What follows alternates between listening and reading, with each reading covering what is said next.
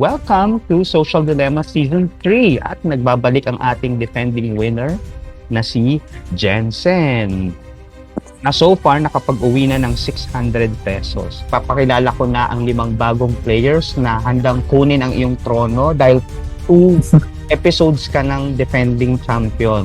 So we have Ariel, Bea, si Dada, Miss Dimple, at si Marian. Competitive yung mga kalaban mo dyan. Since Di din. ang tanong dito ay kinuha ko lang sa iba't ibang social media platforms. Kinuha ko sa Facebook, Instagram, TikTok, YouTube, at X. Sa game na to, merong 50 questions. Ang bawat tanong ay may katumbas na punto. So may nakalagay dyan 1 to 50. Kaya simulan na natin. Let's play the Social Dilemma. Ang round 1 po natin ay itatandem-tandem ko kayo. Ang unang tandem natin ay si Dada at si Jensen, ating defending winner. Pwede na pong pumili. Pili na kayo. 8. Hindi ito isang construction site, kundi isang Cafe. Coffee shop. Yeah. Dapat magkaiba sagot namin. parehas. magkakampi kayo dito. Okay, cafe, coffee shop, I will accept that. That is correct. Yun lang. Okay, ang next tandem ay si Dada at si Marian. 11, Sa bagong kiddie meal ng Jollibee na Sanrio Characters Blind Box Collections, ano yung mabubuo mo kapag inassemble mo yung 6 na characters? Ferris wheel, Ferris wheel is correct. Ang galing Buti alam ni Marian. Swerte ko. Dada and Bea, ang tanong ay ito. Anong bansa ang kanyang nire-represent sa Paris Olympics? kayang sa Turkey, Swear ka sa Turkey? Mukhang Pinoy eh. Mukhang Asian. 20 Hindi naman seconds. Asian, pero mukhang Finland. Mukhang Asian tapos Finland yung sagot mo. Finland raw, Bea. 5, Turkey. 4, 3, 2, 1. Turkey Ang- final. Ang huli niyong sinagot ay Turkey. Turkey, 24 points. That is correct. ako na po, joke lang po. Galing mo. Next ay si Dada at si Dimple. Ano ang name ng nanalo? Wala ko idea dito. Parang kapintin. Wrong. Ang tamang sagot ay name ng nanalo. So Dada, minus 29 points ka. Sorry, Dada. 114. Okay lang po. At ikaw, Miss Dimple, 100 minus 29 points. Next is Dada and Ariel. Isang vlogger ang hinuli ng mga pulis recently na nag-cause ng traffic sa Cebu. Ano yung ginawa niya? Nag-nude sa kalye. Parang wala akong nababalitang nag-traffic. Nag-propose na lang po sa kasal. That is wrong. The correct answer is nag-costume siya ng snail tapos gumapang siya dun sa kalye. Jansen and Marian, fill in the missing lyrics. If you want my love, we can blank down. Boogie, Correct. Okay. Anong breed ng aso ang ikinukumpara niya sa kanyang sarili? Golden Retriever, Correct. Dimple and Jansen, anong binato kay Moira sa isang mall show na muntik tumama sa kanya? ang parang bear. Wrong. The correct answer is Sabi na una. binato siya ng mineral water. TikTok 17 para medyo tumaas-taas naman ako. Expression ito ng isang almost maaksidente or mamamatay sa isang travel video. Magiging blank ka talaga. Expression ito, correct. TikTok 27. Viral ngayon sa TikTok na anak siya ni Blank, apo siya ni Blank. Ano yung tamang pagkakasunod-sunod? Subok lang. Anak ni Mir, apo ni Josie. Josie, Elsie Abdul. That is correct. TikTok 32. Anong paninda ang natapon ng isang street vendor kung saan nag-ambagan yung mga estudyante para tulungan siya? Wala, hindi ko alam. Banana Q. That is wrong. The correct answer is taho. Nagbabalik ang isang menu sa McDo kung saan ang burger ay sinasawsaw sa ano? Sa cheese po. Correct. Name this group. Cat's Eye. Correct. TikTok 21. Ariel and Dimple, kapag tumama kayo rito, si Dada yung ma-eliminate kasi siya yung magiging lowest. Anong pagkain ito?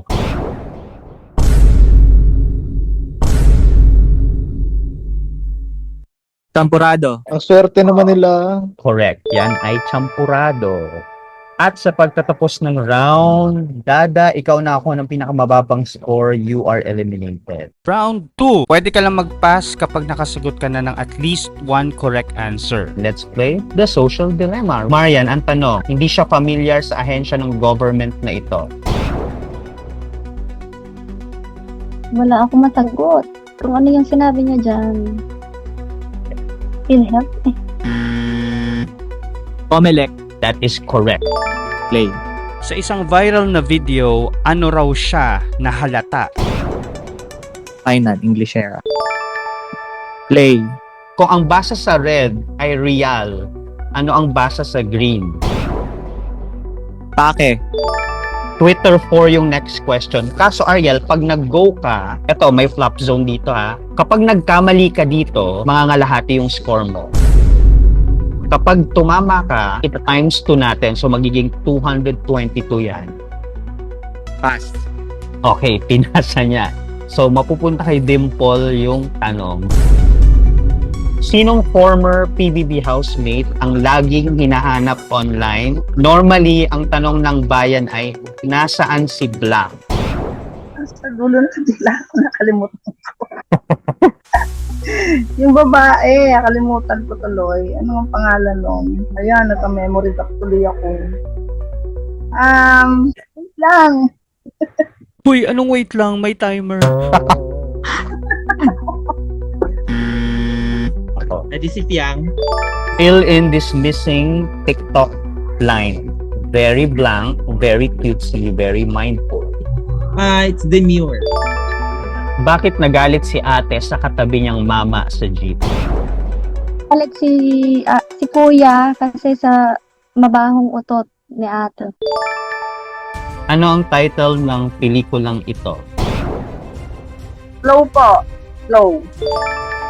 Sa AI filter trend na ito, sino ang yayakap sa kanila? Diyos ko, tingin ko mga juwan nila. Marian, it's your turn. Si Pope. Ariel, ikaw na. Papa Jesus. Sayang Bea, hindi umabot sa'yo. Ano ba yan? Fill in the missing caption. Nang sobrang viral post na ito, Sobrang natina. Tignan nga natin yung mga score sa pagtatapos ng round. Si Miss Dimple ang nakakuha ng pinakamababang score. Dimple, you are eliminated from the game. round 3. Anong MRT station nangyari ang aksidenteng ito sa escalator? Ang hirap naman. EDSA. Wrong. Taft Avenue Station. Jensen ang ating defending winner. Anong isda ito? Anglerfish. Facebook 33. Anong pansamantalang pinalit na pangalan sa Hill Puyat Avenue bilang bahagi ng isang advertising campaign na inireklamo ng pamilya or mga relatives mismo ni Hill Puyat? Iltulog. Correct for 33 points. Ariela, next question is a flop zone. Pass. Inasa kay Marian. Marian, kapag tumama ka, times 2 natin yung score mo. Pag nagkamali ka, mangangalahati. Anong insidente na nakuhanan ng CCTV ang nag-viral tungkol sa isang Chinese national na nahuli sa Makati at later on nalaman na nag-overstay din pala siya dito? Nabigte. May pinatay siyang pusa. Bea, ang susunod na tanong ay para sa'yo. Binago ni Bong Revilla ang kanyang pangalan kaya napunta yung pangalan niya sa balota sa bandang unahan. So lumalabas na ano na ngayon yung last name niya. Wait lang, wala akong idea. The correct answer is Bong. Aling kilalang panaderya sa Davao City ang naging usap-usapan matapos takpan ang mukha ni Kim Chu sa kanilang tarpaulin? Julie's Bake Shop.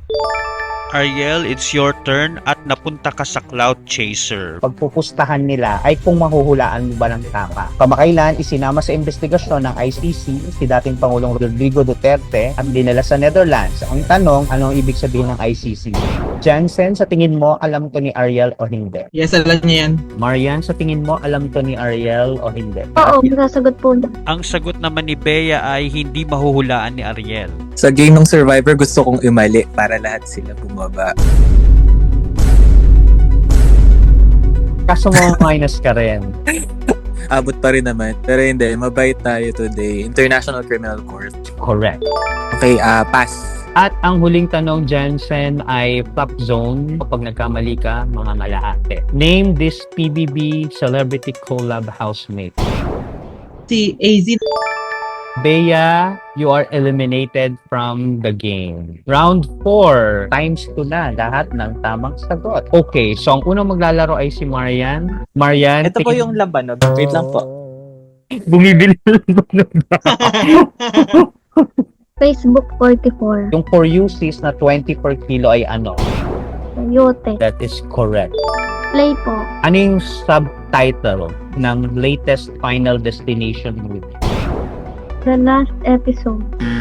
Ang tamang sagot ay Bloodline. Bloodline. Okay, Facebook 49. Ang tuning na ito ang tawag when you and the other soul parted ways after nyo mapulfill ang purpose nyo sa isa't isa. Red String Theory. Basta may string theory yun. Pero tanda ko Red String Theory yun eh. That is wrong. The correct answer is last meeting theory. Niiwan nyo yung Instagram ha. Grabe kayo ha. Ang susunod na tanong, Marian, ay friend request. Ibig sabihin, pwede kang magsama ng isang player at parehos nyong sasagutin yung tanong. TikTok 42. Sinong iyong i-invite? Ariel. Mukhang favorite kang isama, Ariel ha. Sino siya? Torian siya, hindi ko na maalala yung pangalan. Alalahanin mo. Dahil hindi ko maalala, siya na lang si Zenaida Seba. Kasi Mighty magulang yan eh. Ang huling sinabi ni Marian ay si Mighty Magulang. Correct. Thank you. Nagtataasan ang mga score. Pass po. Jensen, bakit tinawag si Stephen Curry na Mr. 4000? Oh my God, ang hirap. Siya ang MVP ng larong yun. Siya ang unang NBA player na umabot ng 4,000 career sa 3-pointers. Ariel, ikaw ang napunta sa Clout Chaser. Pagpupustahan ni Jensen at ni Marian kung tingin nila mahuhulaan mo yung tamang sagot. Complete the title of this play. Anino sa likod ng buwan? Ay, nasabi ko yung sagot. Sabi mo yung sagot. Sige, ibahin ko na lang yung tanong. Ba't ko sinabi yung sagot? Ito na lang. Ang dulang ito na anino sa likod ng buwan ay kasalukuyang itinatanghal sa anong theater?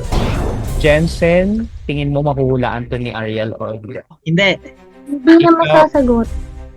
Peta Theater? Correct. Itong nilalangaw na concert venue na ito, di umano ay concert nino. Tony Gonzaga.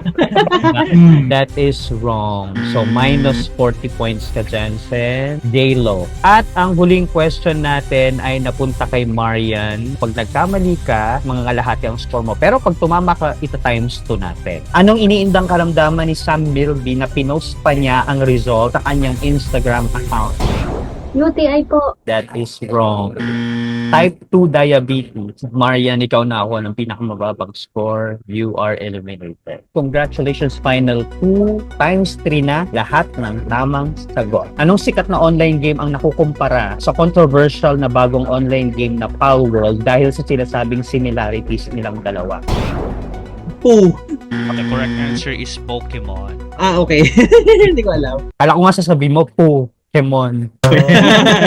Si Andrea Bellantes ay nag-post ng kanyang birthday pictorial. Ilang taong gulang na si Andrea Bellantes? 22? Kasi hindi naman siguro siya magta-take ng leading role na may kissing scene and bat scene with Jake Cuenca kung wala pa siya sa 20s. So I'll just play safe sa 22. Correct.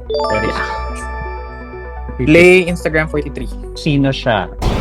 Chapel Road! Yes. Jansen. Anong unang akala ni Barbie Sue tungkol sa Aldab matapos niya itong makitang nagtitrending dati araw-araw? Kasi akala nila ay nire-reenact yung scene sa Nature Garden. That is wrong, but that's a good guess ha. Akala ni Sanchay, akala ni Barbie Sue ang Aldab ay isang uri ng pet. At sa pagtatapos ng round, we have a new defending winner. Ayan na. Welcome to the jackpot round. Sa ilalim ng social media icons na yan, nakatago ang mga cash prizes. Facebook and TikTok. Itatanong ko muna yung sa TikTok. ito. Sa tanong na ito sa Rainbow Rumble, ano ang kanyang isasagot? Sasa. Correct. Yay! Ariel, ito naman ang tanong sa Facebook. Ang documentaryng ito na produce ng GMA Pictures at GMA Public Affairs ay naunsyame ang pagpapalabas sa last year's Cinemalaya. Ano ang title ng documentary? EJK ba to? About sa EJK? Or kay BBM? Sige, ano na lang, manguhula na lang ako. Talianos Gold. So, okay, the correct answer is Lost sa Bungeros. Ang laman ng Facebook ay 150 pesos. Ngayon buksan natin yung mga hindi mo pinili. So, ang natitira na lang, Ariel, na hindi ko pa nabubuksan. Ay 500 pesos at 300 pesos. Either way, ha? So, may sure ka na 300 Yeah. o 500. Ang sagot mo ay Sasa. Ang napanalunan mo sa TikTok ay 500. Ay, 300. and At babalik ka pa sa susunod na episode to defend your title. di na muna magtatrabaho for this week. Joke. And that is all for today's episode. Thank you, netizens, for watching. Kung meron kayong tropa or barkada at gusto nyo maglaro dito, just email thesocialdilemma@gmail.com. Follow our YouTube channel, youtube.com/@thesocialdilemma-game. I'm your host, Benj, at magkikita-kits tayo sa susunod na episode kasama si Ariel defending his title. And see you again next time. Bye po.